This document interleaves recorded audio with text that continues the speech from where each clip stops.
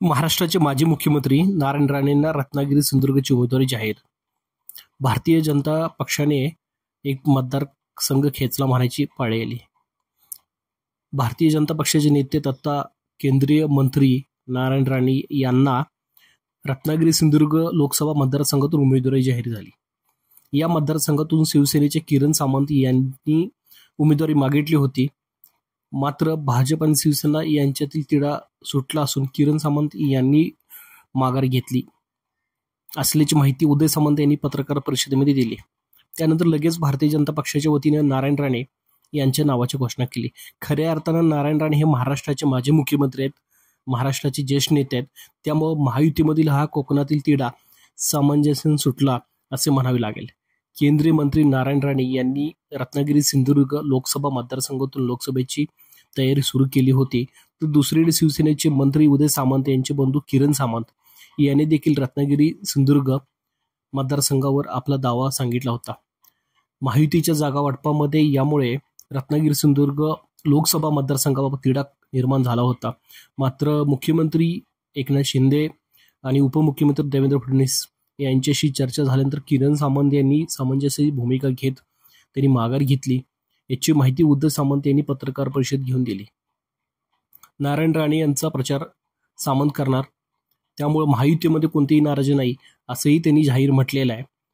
येणाऱ्या काळामध्ये उदय सामंत यांनी असं म्हटलंय की भारतीय जनता पक्षाच्या वतीने केंद्रीय मंत्री नारायण राणे यांचा आम्ही प्रचार करू आणि त्यांना मदत करू.